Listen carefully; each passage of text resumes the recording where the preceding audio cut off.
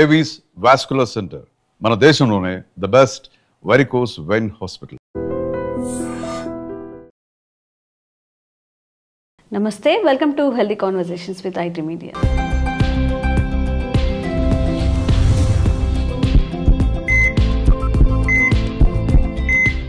మీ Jhansi. So ఈరోజు మనతో ఉన్నారు వంటింటి చిట్కాలకు కేటఫర్టస్ అయిన మధుసూదన్ శర్మ గారు, ఎండి ఇన్ ఆయుర్వేద.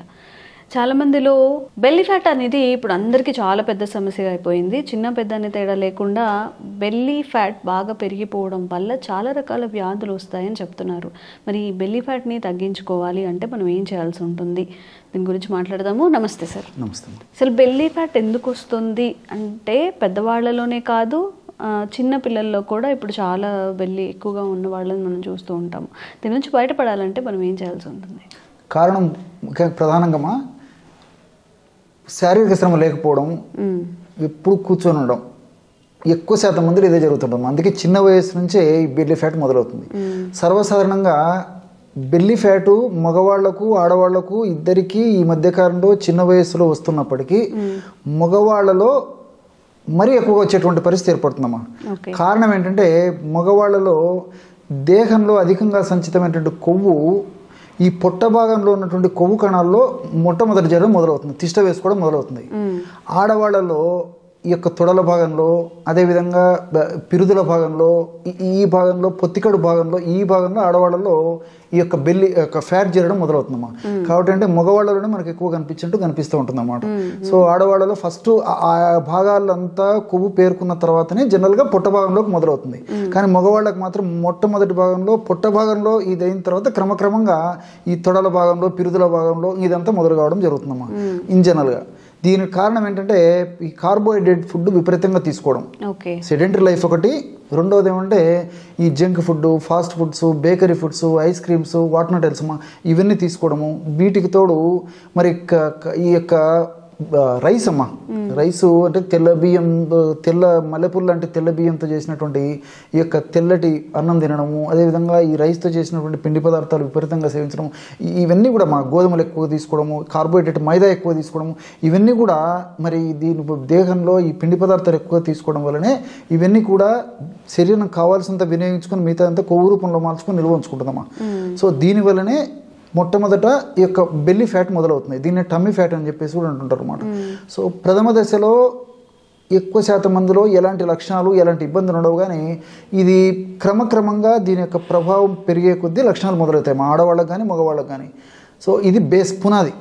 సో దీన్ని ఎప్పుడైతే నిర్లక్ష్యం చేశారో అప్పుడు క్రమక్రమంగా ఈ యొక్క ప్రభావం చేత స్థూలకాయం రావడము, షుగర్ రావడము, హార్మోన్ల అస్తవ్యస్తత రావడము, అదేవిధంగా వివాహమైన తర్వాత కూడా సంతానానికి సంబంధించినటువంటి ఇబ్బందులు కలిగేటువంటి పరిస్థితి ఏర్పడుతుండడము, ఆయాసం రావడము, తర్వాత కొన్ని రకాల అలర్జీ సమస్యలు రావడము, మోకాళ్ళ నొప్పులు రావడము, ఒకటేమిటమ్మా. అందుకే పునాది ఇది అయిపోతుంది అనమాట. కాబట్టి ఎటువంటి పరిస్థితుల్లో నిర్లక్ష్యం చేయకూడదమ్మా. సో ఈ గత కొన్ని వీడియోల్లో కూడా మరి ఎలాంటి ఆహారం తీసుకోవాలి, ఎలాంటి ఎక్సర్సైజ్ చేయాలని చెప్పేసి కూడా సవివరంగా కూడా నేను కొన్ని వీడియోలో చెప్పడం జరిగింది. ఈ నేపథ్యంలో ఈ ప్రస్తుతం వీడియోలో మంచి రెమెడీ చెప్తాను చూడండి అమ్మా. సో ఈ రెమెడీకి ఓపిక్గా నిర్లక్ష్యం చేయకుండా, దాని మీద మరి ఏమర్పాటు కాకుండా, ఇదేం పనిచేస్తున్నటువంటి ఆ యొక్క భావన లేకుండా నేను చెప్పినటువంటి పద్ధతిలో వాడుకోవడం వల్ల ఈ యొక్క బెల్లీ ఫ్యాట్ నుంచి బయటపడడం కష్టమేం కాదమ్మా. కొంచెం నేను చెప్పినట్టు పద్ధతి ప్రకారం మందులు వాడుకున్నట్లయితే, ఈ యొక్క ఔషధాన్ని వాడుకున్నట్లయితే మరి అత్యంత విలువైనటువంటి, అత్యంత ఖరీదైనటువంటి ఔషధాల జోలికి వెళ్లకుండా, సైడ్ ఎఫెక్ట్స్ వచ్చేటువంటి ఔషధాల జోలికి కూడా వెళ్లకుండా మన ఇంట్లో దొరికేటువంటి పదార్థాలతోనే, ఆహార పదార్థాలతో వాడి ఆ యొక్క సమస్య నుంచి బయటపడవచ్చమ్మా. సో ఈ బెల్లీ ఫ్యాట్కు ఎలాంటి ఔషధాన్ని మనం తయారు చేసుకుని వాడుకోవాలంటే కేవలం రెండు పదార్థాలు. మొట్టమొదటిది అల్లం. దీన్నే ఆర్ద్రక్ అని చెప్పేసి కూడా కొన్ని ప్రాంతాల్లో పిలుస్తుంటారు, జింజర్ అనేటువంటి పేరుతో పిలుస్తారు. సో మనకి సంవత్సరం అంతా మన ఇళ్లలో ఉంటుంది, అదేవిధంగా మార్కెట్లో కూడా సంవత్సరం అంతా మనకు లభ్యమవుతుంటుంది, దొరకని పదార్థం అయితే కాదు. అల్లము ఫ్యాట్ను కరిగించేటువంటి వాటిల్లో చాలా అద్భుతంగా పనిచేసేటువంటి అగ్రస్థానంలో ఉండేటువంటి ఆహార ద్రవ్యాల్లో అల్లం కూడా ఒకటేమా. అల్లంలో ఈ జింజరాలు, తర్వాత ఈ షాగోలు, కుర్కుమిన్స్ ఇలాంటి అనేక రకాలైన రసాయన పదార్థాలు ఉన్నాయి.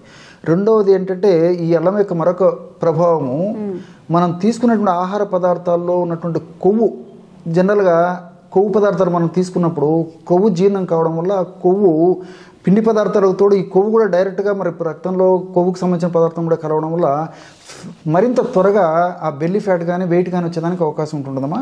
సో ఈ అల్లం ఏం చేస్తుంటే అల్లంలో ఉన్న రసాయన పదార్థాలు మనం తీసుకున్నటువంటి ఆహార పదార్థాలు ఉన్నటువంటి కొవ్వును జీర్ణం కాకుండా దేహంలోకి పంపించకుండా బయటకు వెడలింపజేసేదానికి ఉపయోగపడుతుందమ్మా. దీనికి అంత అద్భుతమైనటువంటి శక్తి ఉంది. ఇందులో ఉన్నటువంటి ఈ కుర్కుమిన్ కానీ తర్వాత ఈ జింజరాల్స్ కానీ ప్రత్యక్షంగా పరోక్షంగా ఇవన్నీ ఉపయోగపడతాయి అన్నమాట. కాబట్టి ఈ దీంతో పాటు ఫ్యాట్ మెటబాలిజాన్ని వేగవంతం చేస్తుంది. బెల్లీ ఫ్యాట్ ఉన్నటువంటి వాళ్ళలో అదేవిధంగా వెయిట్ ఉన్నటువంటి వాళ్ళలో మెటబాలిజం స్లోగా ఉంటుందమ్మా.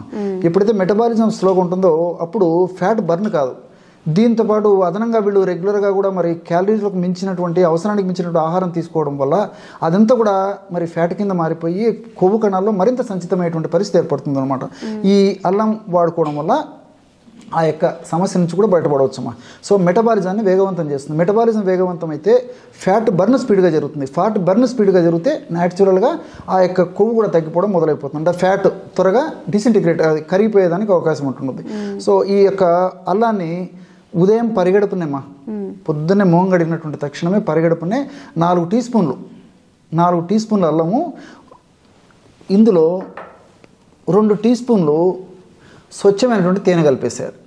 4 టీ స్పూన్లు అల్లం రసం అయితే 2 టీ స్పూన్లు తేనె కలిపేశారు. సో ఈ తేనెలో గుణం ఏంటంటే తేనె వెంటనే రక్తంలో కలిసిపోతుంది, వెంటనే శక్తినిచ్చేందుకు ఉపయోగపడుతుంది. తేనెలో అనేక రకాలైనటువంటి పోషకాంశాలు ఉన్నాయమ్మా. సో ఈ పోషకాంశాలన్నీ కూడా మనకు దేహానికి ప్రత్యక్షంగా పరోక్షంగా చాలా చక్కగా ఉపయోగపడతాయి. పరోక్షంగా రెండవది తేనెలో ఉన్న గుణం ఏంటంటే ఈ మెటబాలిజం మీద కూడా ఇది పనిచేసేసి ఆ యొక్క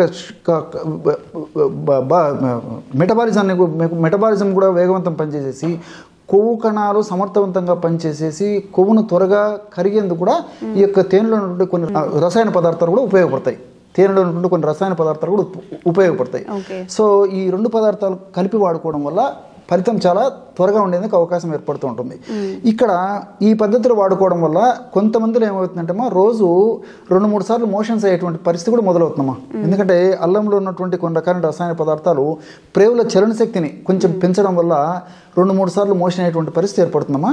జనరల్గా 2-3 రోజులు 4-5 రోజులకు ఎక్కువ శాతం మందిలో అడ్జస్ట్ అయిపోతుందమ్మా. అలా కాకుండా కొంతమందిలో ఒకవేళ రెగ్యులర్గా 3-4 సార్లు విరేచనాలు అయ్యేటువంటి పరిస్థితి అయిపోతే వాళ్ళ శరీర తత్వాన్ని బట్టి, వాళ్ళ దేహతత్వాన్ని బట్టి, వాళ్ళ ఆరోగ్య పరిస్థితిని బట్టి 2 స్పూన్స్ కానీ 3 టీ స్పూన్స్ కానీ అల్లం రసం వాడుకుంటే సరిపోతుంది.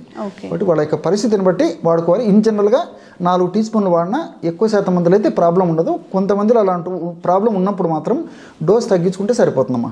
ఇంకోటి ఏంటంటే ఈ అల్లంలో ఉన్నటువంటి మరొక సుగుణము, ఇందులో ఉన్నటువంటి రసాయన పదార్థాలు ప్రేవుల్లో మంచి బ్యాక్టీరియాని బాగా డెవలప్ చేసేస్తాయమ్మా. ఈ మధ్య వినే ఉంటారమ్మా, ప్రపంచవ్యాప్తంగా కూడా ఈ గట్ బ్యాక్టీరియా మీద కూడా విపరీతమైన ఫోకస్ ఏర్పడింది అనమాట. సో మన దేహంలో గట్ బ్యాక్టీరియా ఎంత ఎక్కువ శాతంలో ఉంటే అంత దేహానికి చాలా మంచిది. దీంతోపాటు మరి గట్ బ్యాక్టీరియా బాగుండడం వల్ల ఒబెసిటీ రాకుండా ఉంటుంది. అదేవిధంగా ఫ్యాట్ కణాల్లో సంచితం కాకుండా ఉంటుంది, షుగర్ రాకుండా ఉంటుంది, మెదడుకు సంబంధించినటువంటి జబ్బులు రాకుండా ఉంటాయి, హార్మోన్ల అస్తవ్యస్తత రాకుండా ఉంటుంది. ఒకటేమిటమ్మా, మొత్తం అనేక రకాలైన జబ్బులకు కూడా ఆలవాలము ప్రేవుల్లో చెడ్డ బ్యాక్టీరియా ఉండడం. సో చెడ్డ బ్యాక్టీరియాను హరింపజేసేసి మంచి బ్యాక్టీరియాను బాగా వృద్ధి చేసేందుకు అల్లంలో ఉన్నటువంటి వివిధ రకాల రసాయన పదార్థాలు వివిధ రకాల రసాయన పదార్థాలు ఉపయోగపడతాయి. కాబట్టి మల్టిపుల్గా ఈ యొక్క ఇది ఉపయోగపడుతుందమ్మా. కాబట్టి రెగ్యులర్గా ఈ యొక్క పద్ధతిలో ఈ యొక్క ఔషధాన్ని వాడుకోవడం వల్ల మరి నేను చెప్పినట్లు దీని మీద నిర్లక్ష్యం కాకుండా, చులకన భావం కాకుండా ఓపిక వాడుకోవాలమ్మా. ఏంటంటే అల్లం ఏం పనిచేస్తుందని అనుకుంటుంటారు కానీ మరి విద్యావంతులు, చదువుకున్న వాళ్ళు, మేధావంతులు గూగుల్ సెర్చ్లు చూస్తే అసలు అల్లం ఎలా పనిచేస్తుంది, తేనె ఏ పద్ధతిలో పనిచేస్తుంది అని చెప్పేసి కొంత అవగాహన వస్తుంది. కాబట్టి అలాంటి వాళ్ళు ఎవరైనా ఉంటే ఫర్దర్గా అలాంటి ఏదైనా చూసుకున్నా వాళ్ళు స్టిల్ మోర్ కాన్ఫిడెన్స్ వచ్చేస్తుందమ్మా. ఓకే సార్, మరి బెల్లీ ఫ్యాట్ ఉన్నప్పుడు ఇలా కాకుండా ఏదైనా ఎక్సర్సైజ్ రూపంలో కూడా వాళ్ళు చేస్తుంటే ఇంకొంచెం బెనిఫిషియల్ అవుతారు కదా, అలాంటి ఎక్సర్సైజెస్ ఏమున్నాయి? చాలా మంచి ప్రశ్న అడిగారమ్మా. చాలా మంది నన్ను కూడా అడుగుతుంటారమ్మా నిత్య జీవితంలో, సార్ ఇలాంటివి ఏమైనా ఉంటే చెప్పండి అని చెప్పేసి. జస్ట్ ఇంట్లో నుండి చేసుకోవచ్చమ్మా. ఓకే, ఇప్పుడు నేను చెప్పేటువంటి ఏవైతే ఆసనాలు ఉన్నాయో వీలైతే గురువు అందుబాటులో ఉంటే గురువు సమక్షంలో కొన్నాళ్ళు నేర్చుకొని వాళ్ళు ఇంట్లో చేసుకోవచ్చు. లేకపోతే గూగులే గురువు అని చెప్పేసి అందరూ చూసేస్తే ఆసనాలు ఎట్లా వేయాలి, ఏ టైంలో వేయాలి, ఎంతసేపు వేయాలి, ఎవరు వేయకూడదు, ఎవరు వేయచ్చు, మొత్తం డీటెయిల్స్ అన్ని తెలుస్తాయమ్మా. నేను చెప్పబోయేటువంటి ఆసనాలు వేయడం వల్ల ఫలితాలు మరింత శీఘ్రంగా సమర్థవంతంగా ఉండేటువంటి పరిస్థితి ఏర్పడుతుందమ్మా. కేవలము రోజు ఒక 10-15 నిమిషాలు టైం స్పెండ్ చేయగలిగితే చాలమ్మా. ఎక్కువ టైం కూడా అవసరం లేదు. ఇందులో భుజంగాసనం చాలా బాగా పనిచేస్తుందమ్మా.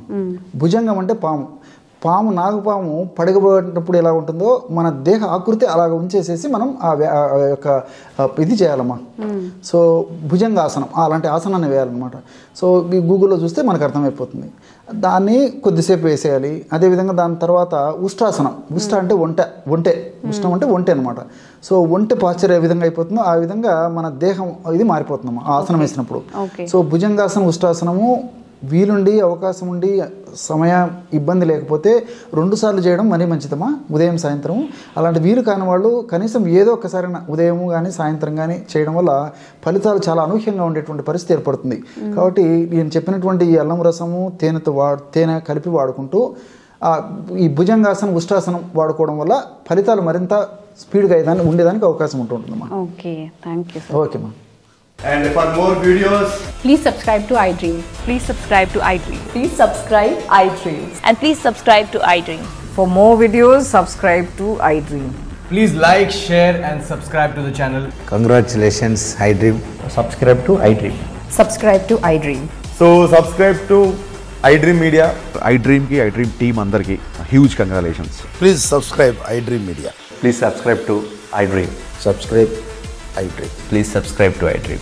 iDream అంటే నా కళల ఛానల్ సబ్స్క్రైబ్ చేసుకున్నారు, నోరు తిరుగుతలేదు, మీరైతే గంట గుర్తు కొట్టండి. For more such videos, please subscribe to iDream. Subscribe to iDream. Please subscribe to iDream. Please subscribe iDream Media. Please do subscribe to iDream. Please subscribe to iDream Media. For best entertainment and information, please subscribe iDream. And don't forget to subscribe to iDream.